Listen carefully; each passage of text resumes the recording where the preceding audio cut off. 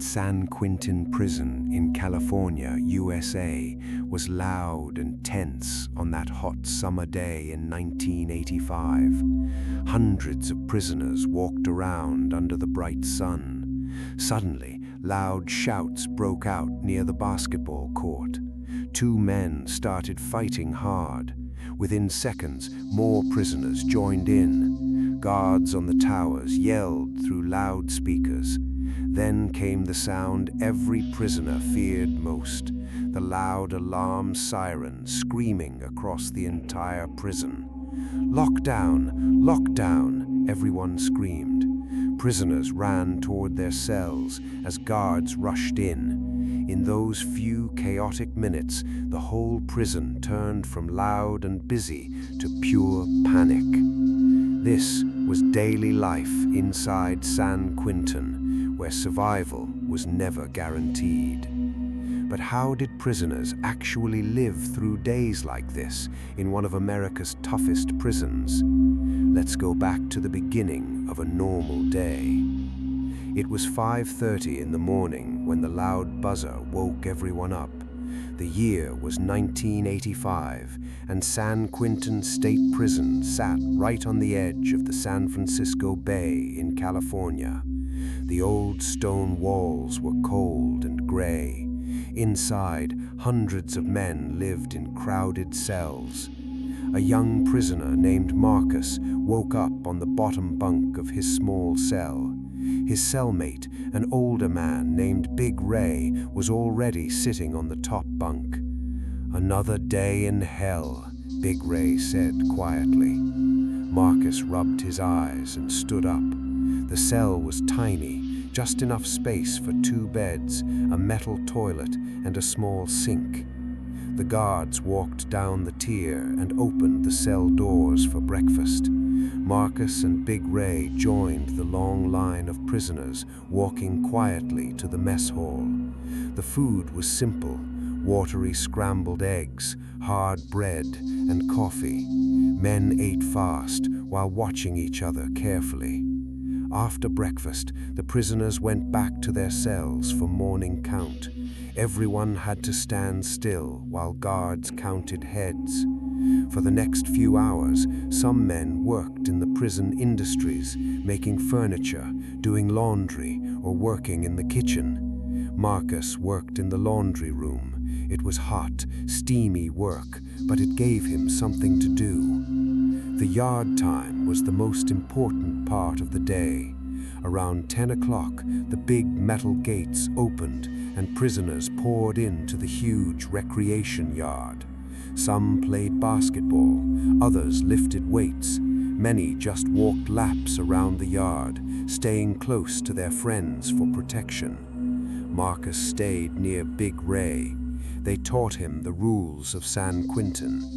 Never walk behind certain guys, never take what isn't yours, and always watch your back. Even during these calm moments, the tension never fully went away. Everyone was watching, everyone was being watched. But nothing stayed calm for long at San Quentin. Later that same day, while Marcus was walking back from the yard, he heard loud arguing coming from the tier above him. 2 prisoners were fighting. Within seconds, the fight grew bigger. Then the alarm went off.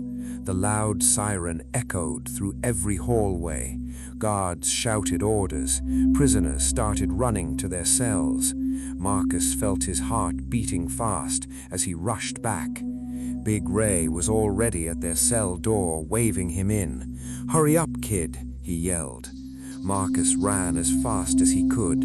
Just as he reached the cell, he looked back and saw guards rushing toward the fight. As the heavy cell doors slammed shut and locked with a loud bang, Marcus realized something important. This was only the beginning of what could be a very dangerous day inside San Quentin Prison, California, USA. And the worst part was still coming. As the heavy cell doors slammed shut and locked with a loud bang, Marcus realized something important. This was only the beginning of what could be a very dangerous day inside San Quentin Prison, California, USA. And the worst part was still coming. The alarm kept screaming for almost 20 minutes. Marcus sat on his bunk, breathing fast. Big Ray stood by the door, listening carefully. The whole prison had gone silent except for the sound of guards running and shouting orders outside.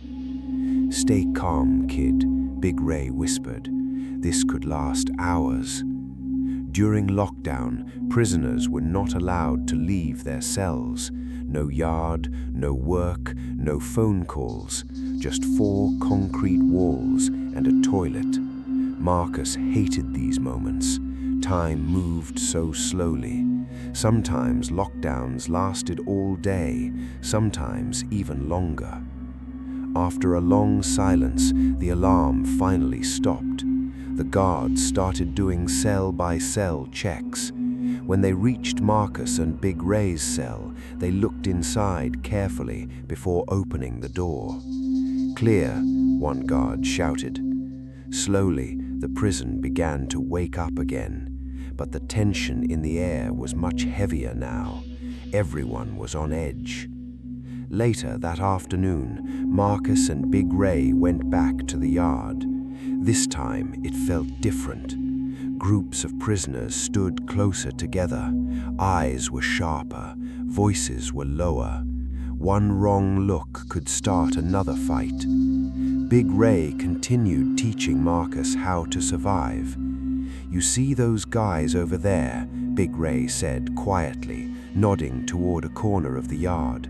"Never owe them anything, not even a cigarette. And if someone tries to test you, you stand up for yourself right away, but never start the trouble." Marcus listened carefully. He was learning fast. Survival in San Quentin was not just about being strong, it was about being smart. Some days were calm. Marcus worked in the laundry, read books, and wrote letters to his family. In the evening, some prisoners played cards or watched old TV shows together. For short moments, the prison almost felt normal, but the danger was always hiding just beneath the surface. One evening, after dinner, Marcus was walking back to his cell when he saw something that made his stomach drop.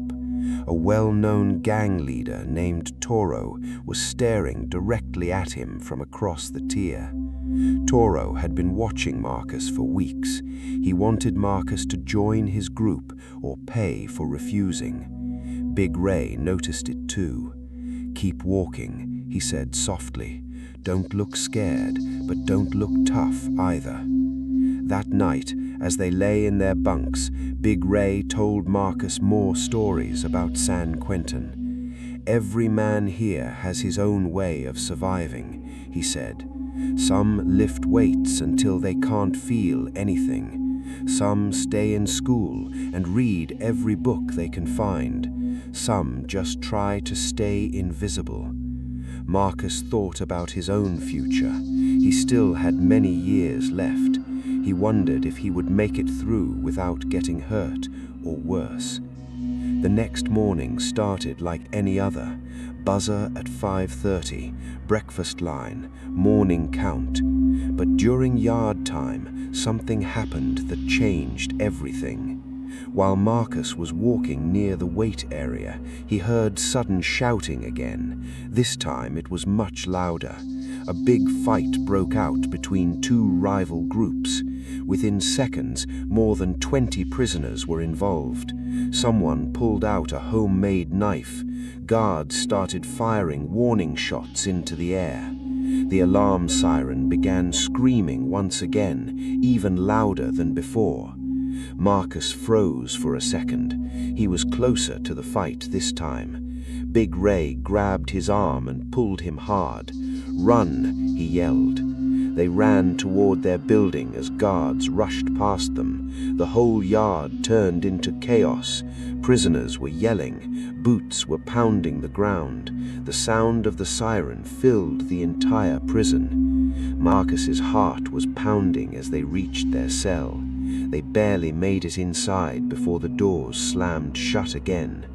As he sat on his bunk, trying to catch his breath, Marcus understood the real truth about San Quentin in 1985.